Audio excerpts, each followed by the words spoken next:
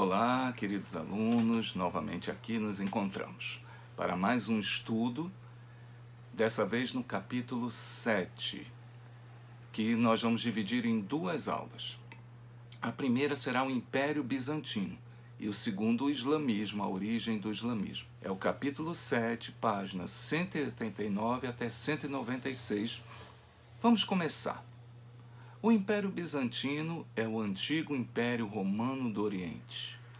Quando Teodósio finalmente o dividiu em 395, como vocês vão acompanhar aqui no mapa, o Império do Ocidente vai sofrer a invasão dos povos germânicos e vai se esfacelar, gerando uma nova forma de viver, que é o feudalismo. Isso será acompanhado nos capítulos 8 e 9 nas nossas próximas aulas. E o Império Romano do Oriente vai passar a se chamar Império Bizantino. Mas uma questão se fica: como manter esse império? Já que o Império Romano do Oriente não sofreu a crise do escravismo, ou sofreu em bem pouca escala, conseguiu manter a duras penas as invasões dos povos germânicos, eslavos, ávaros, perdeu alguns territórios, mas se manteve. A questão agora que se coloca é: que caminho dá ao império?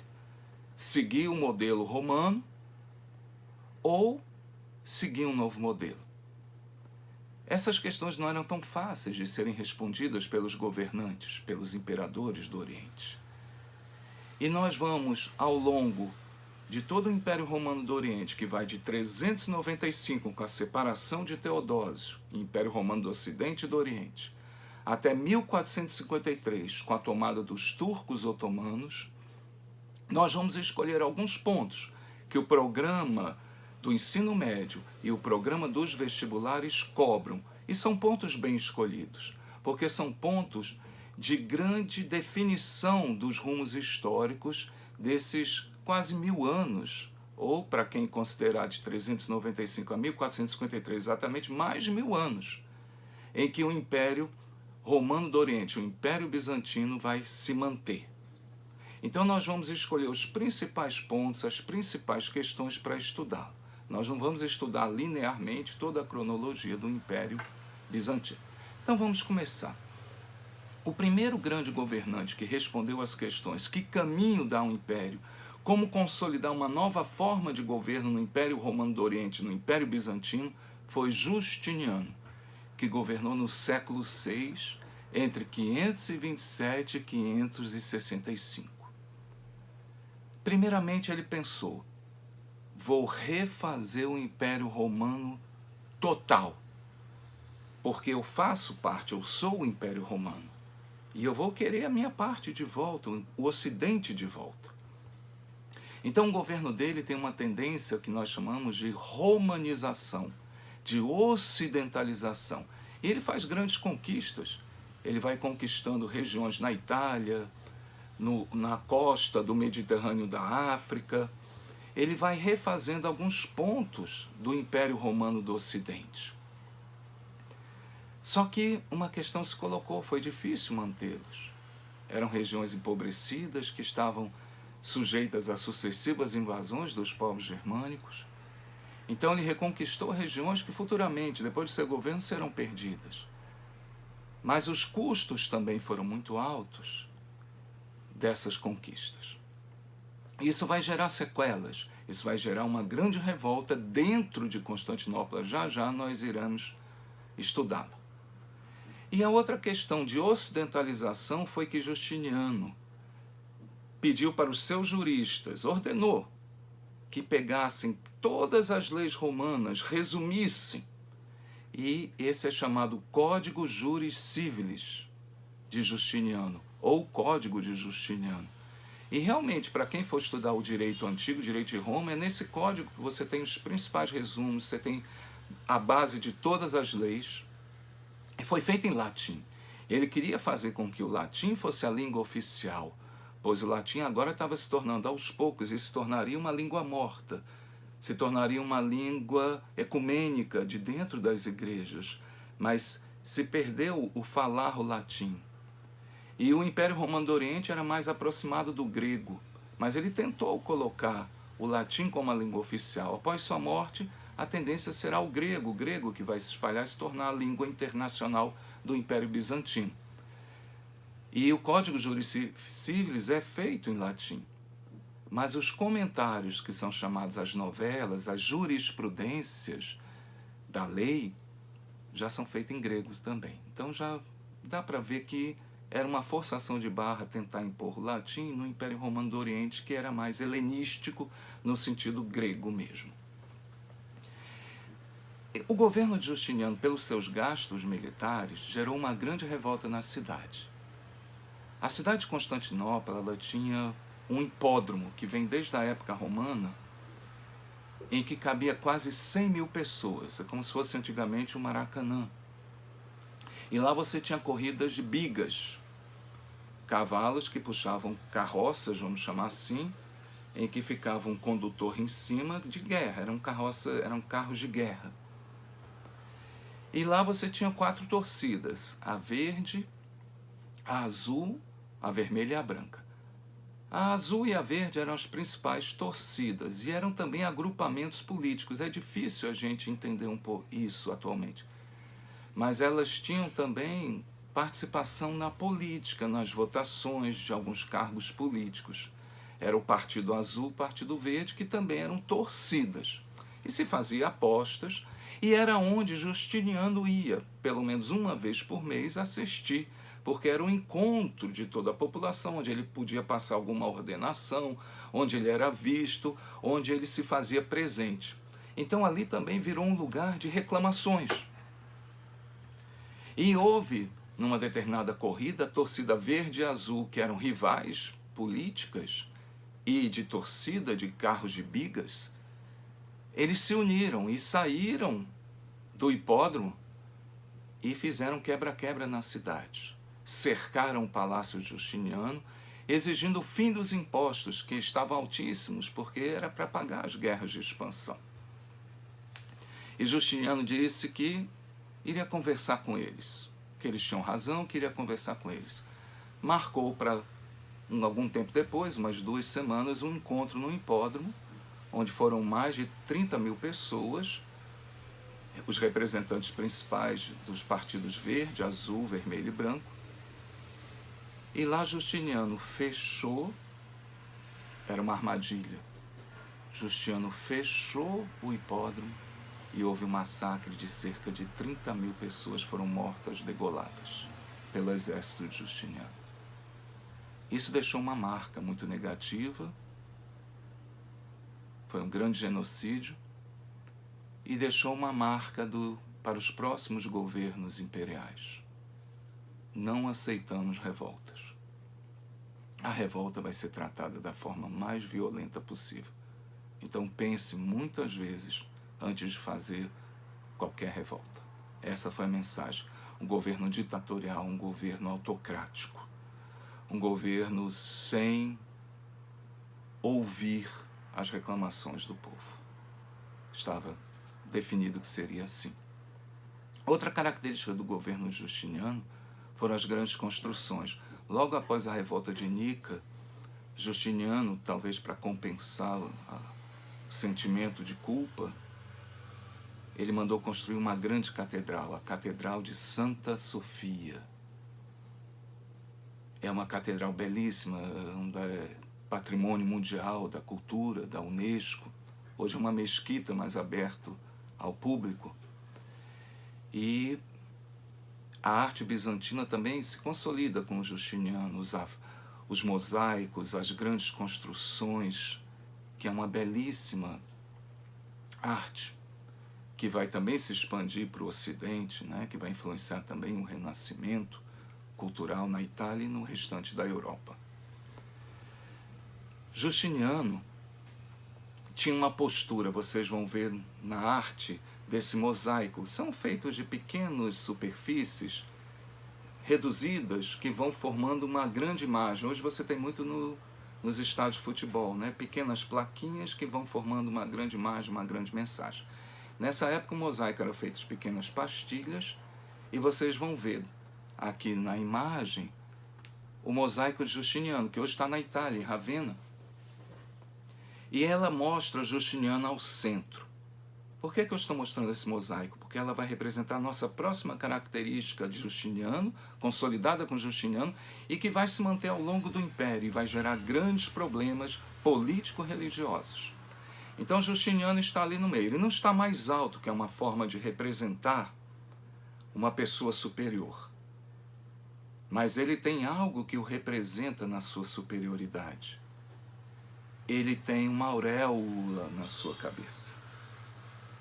Ele não está acima, mas ele está muito mais elevado, porque ele está santificado. Ele tem uma origem divina. Do seu lado, na frente de vocês estão vendo a imagem, no lado direito de vocês, você tem os participantes da igreja, bispos, padres. Do lado esquerdo você tem os políticos, senadores, e você tem a nobreza. Justiniano estava acima. Trabalhava com eles, mas estava acima, porque a sua origem divina, ele está acima dessas classes, mas ao mesmo tempo precisa delas para governar.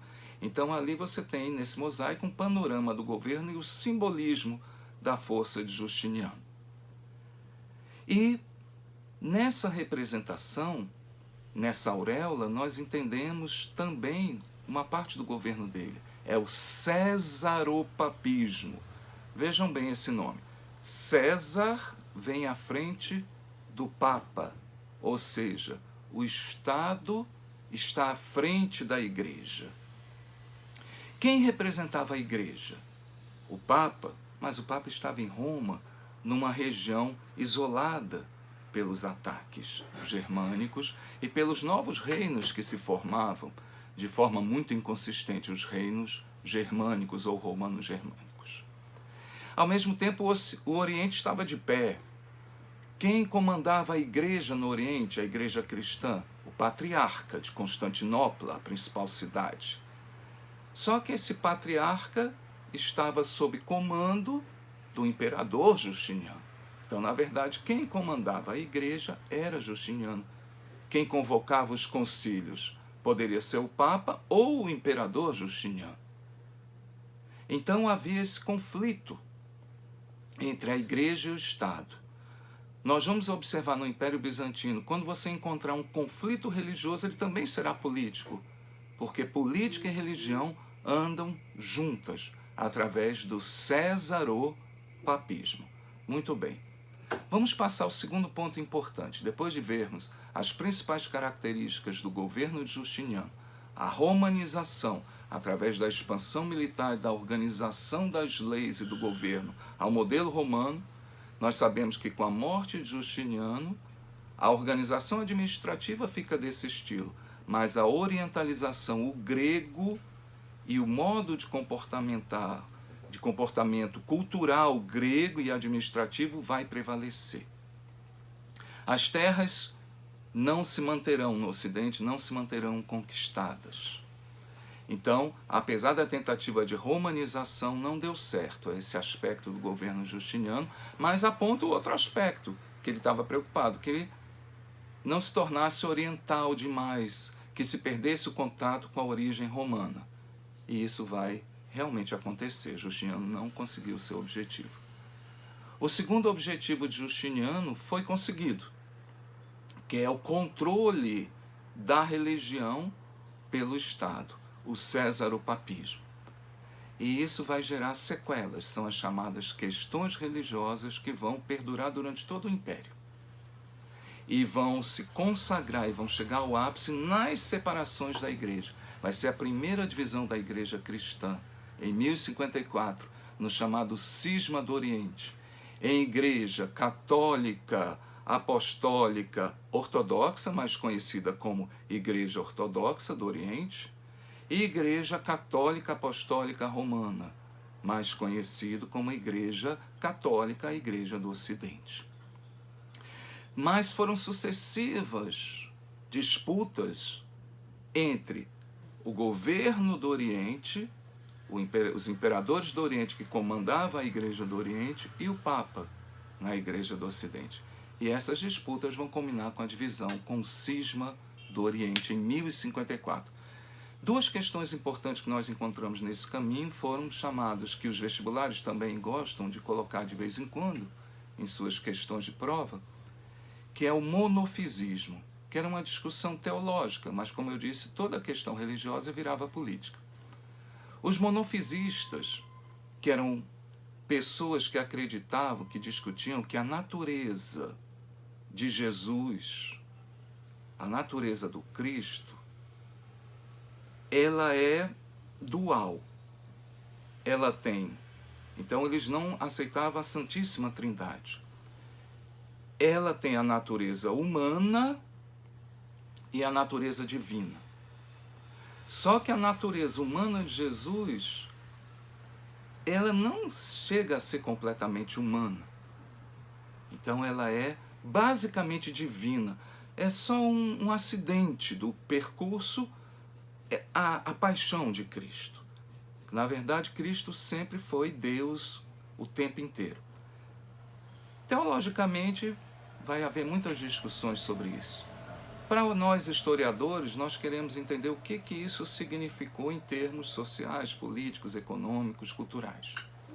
Significou que na Síria, na Palestina, em regiões do Oriente Médio, chamado hoje Oriente Próximo, como era chamado naquela época, isso estimulou a divisão, porque eles acreditavam mais num Deus único. Por exemplo, na visão dos judeus e futuramente dos islâmicos, tanto Maomé quanto Moisés não são divinos, eles são profetas. Então a visão dessa região se coaduna mais com a visão de profetas do que propriamente de Deus, homem da Santíssima Trindade. E isso serviu também como movimento separatista, já que eles não aceitavam muito o poder de Constantinopla. Então se misturavam as questões teológicas, religiosas, com as questões políticas. Esse foi o monofisismo, que foi muito forte, enquanto movimento separatista religioso, nos séculos 6, 7 e início do 8. Depois acalmou essa situação. E no século 8 e 9 nós tivemos a principal heresia, a principal questão religiosa, que é a iconoclastia. O que significa ícone? Imagens. Clastia, derrubar, quebrar, em grego. Então era a quebra de imagens. O governo imperial da dinastia Exáurica, com Leão III, decide perseguir as imagens. Nesse momento havia uma tentativa do império restaurar um pouco seu domínio sobre a igreja ganhou uma certa autonomia, né, nesse momento do século VIII. E aí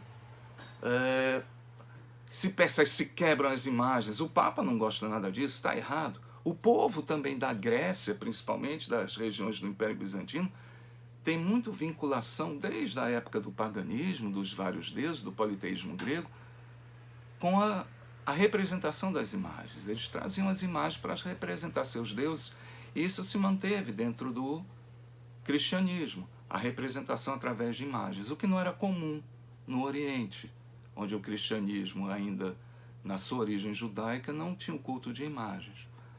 Então aqui houve uma revolta muito grande no Oriente, na região ao entorno de toda Constantinopla, na Turquia, na Grécia, porque era comum o culto de imagens.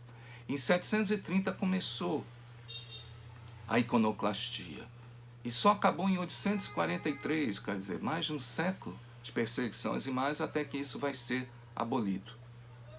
Mas esse momento gerou uma grande separação entre o Papa e os patriarcas de Constantinopla, o patriarca de Constantinopla e a Igreja do Oriente. Então eles já andavam muito afastados. E agora, em 1054, por disputas de dioceses, de jurisprudência, quem comanda? O patriarca de Constantinopla ou o Papa? E o patriarca de Constantinopla, desde 1043, é um patriarca Miguel Cerulário, bem radical no sentido de consolidar o domínio do Oriente sobre o Papa. Ele achava que o Papa deveria obedecer. E começa a perseguir as igrejas latinas, que obedeciam às orientações do Papa na região do Império Bizantino. Começa a fechá-las. Isso vai gerar uma questão muito grande. Eles vão se reunir, representantes do Ocidente, do Oriente, mas não vão chegar a um acordo. E o Papa excomunga Miguel Cerulário, patriarca de Constantinopla. E o Papa de Constantinopla, se achando na autoridade, também excomunga o Papa. Então, existe a divisão, é o cisma do Oriente. E até hoje as igrejas estão separadas. Foi a primeira grande divisão do cristianismo, um trauma. Depois da sua origem, a primeira divisão. E as duas se consideram herdeiras, e têm suas razões, herdeiras do cristianismo primitivo, porque realmente elas foram uma mesma igreja até a separação dos impérios com Teodósio. Outro aspecto que nós iremos estudar agora é a crise do Império Bizantino, a sua decadência. Então nós já vimos o governo Justiniano, as questões religiosas, monofisismo, iconoclastia e o cisma do Oriente, a divisão das igrejas. E agora vamos acompanhar a decadência do Império. O século XI, o início do século XI marcou a última grande expansão do Império Bizantino. Eles se expandiram para a Rússia. Não é à toa que a principal religião da Rússia hoje é a Igreja Ortodoxa Russa. E o principal patriarca hoje da Igreja Ortodoxa é o de Moscou, é o patriarca russo. E essa expansão depois se reduziu, houve uma tendência ao isolamento das áreas rurais cada vez mais, formando, como alguns autores costumam dizer, alguns historiadores, um feudalismo, um enfeudamento, um processo de ruralização também, de isolamento político das zonas rurais. E esse enfraquecimento de Constantinopla vai ser marcado também pela expansão árabe. Os persas, nesse momento, foram dominados pelo árabe, que sempre ameaçaram o Império Bizantino nas fronteiras do Oriente, Mesopotâmia, naquela região. Mas hoje, que nós falamos hoje, no século XI e XII, é o mundo árabe que domina essa região. E vai reduzindo o Império Bizantino, reduzindo suas possessões africanas, do Oriente Médio, do Oriente Próximo. E cada vez mais Constantinopla, até o século XV, vai ficando só a região próxima de Constantinopla, mas que era a principal cidade do mundo, a mais populosa e a mais rica, porque trazia o comércio do Oriente, as rotas da seda, as rotas das especiarias. Tinha 3 vãos de muros, então era praticamente inexpugnável. Mas os turcos otomanos invadem, são turcos que foram islamizados, são islâmicos, e eles cercam Constantinopla 40 dias. Só que eles têm uma arma nova, que vai revolucionar o modo de se fazer guerra no Ocidente e no Oriente. Eles têm a pólvora, inventada pelos chineses, mas adaptada pelos árabes, pelos islâmicos. E eles têm canhões. Então agora, uma cidade, por mais muros que tenha, ela não consegue se sustentar. Os muros são estourados. Os muros se arrebentam diante dos canhões e da pólvora. E nesse momento, o Império Bizantino queda-se. Muitos sábios bizantinos, como são chamados, filósofos, vão levar a cultura que se manteve, o helenismo, para o Ocidente, estimulando o Renascimento que já havia começado. O Império Bizantino conservou também muito da tradição do antigo Império Romano, do conhecimento e da sabedoria. Mas ele acabou. Os turcos o dominaram. E nesse momento, muitos historiadores, pela importância do acontecimento, trazem nessa data, 1453, o marco da transição da Idade Média para a Idade Moderna. Então, espero que vocês tenham entendido os pontos principais. São o governo justiniano, as disputas religiosas e a herança cultural do Império Bizantino. Uma forma de sintetizarmos tudo isso dessa imagem de 1000 e poucos anos, que nós fizemos de uma forma bem rápida, seria o nome da cidade de Constantinopla. Inicialmente era Bizâncio, de origem grega. E aí Roma, Constantino constrói a nova capital e passa a ser o seu nome. A nova Roma passa a se chamar Constantinopla. Em 1453 vem o domínio dos turcos otomanos e a cidade passa a se chamar Istambul, ou seja, um nome de origem turco e islâmica, o que mostra a passagem, a importância dessa cidade, que vai de Bizâncio, grega, Constantinopla, romana, do Império Bizantino, e Istambul. Hoje não é a capital da Turquia, que é Ankara, mas é a principal cidade com mais de 12 milhões de habitantes. Próxima aula nós falaremos do mundo islâmico, da sua formação, também no capítulo 7. Tenham bons estudos e até a próxima aula.